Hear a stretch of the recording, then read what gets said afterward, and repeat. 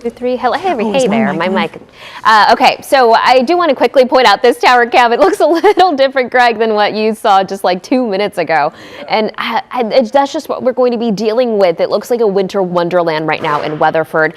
And look at the temperature. Like I said, all morning long, the temperature is going to make a big difference. We're right at 32 degrees in Weatherford, and anything 32 or below, that's what we need for it to stay snow, the fluffy kind of snow, as it comes down. And sometimes whenever the temperature climbs and even a degree, 33, 34 degrees, we'll get this transition into a sleet. But right now at Weatherford during this particular time, it's 32 degrees, and that's why the snowflakes are coming down. That is not the case everywhere. In fact, there are some spots where we have that temperature that is just above. Ellis County, for example, 33 degrees right now. That's where we're seeing some sleet mixing in. Temperatures that are a little higher than that, though, well to the south, upper 30s. That's where we're seeing the cold rain. I'm going to point your attention this way, though. Southwest of DFW, Granbury, Stephenville, that's where we have temperatures right at about 32 degrees. That's where we could be seeing a sleet mixing in with snow. That blue line that you see there, that's what we call a freezing line. So I'm connecting all of the temperatures that are 32 degrees. Anything to the north of that, we're looking at mostly pure snow in the area, and at times heavy, especially closer to the Red River.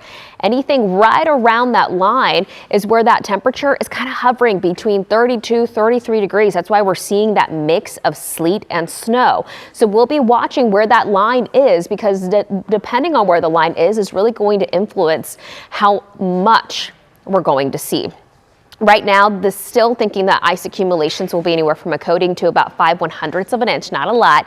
But whenever you factor in the sleet and the snow, that's where we could see up to an inch south of DFW, anywhere from the Metroplex, say Interstate 20 towards the Red River. For the most part, 2 to 4 inches of that sleet snow mix. But then we could see some bands of that heavier snow piling in across northeastern North Texas, right along the Red River, where our totals will be higher. 4 to 6 inches will be possible in that area. So again, watching that freezing line very closely, because that will play a big factor in where we see some of the highest totals of the day.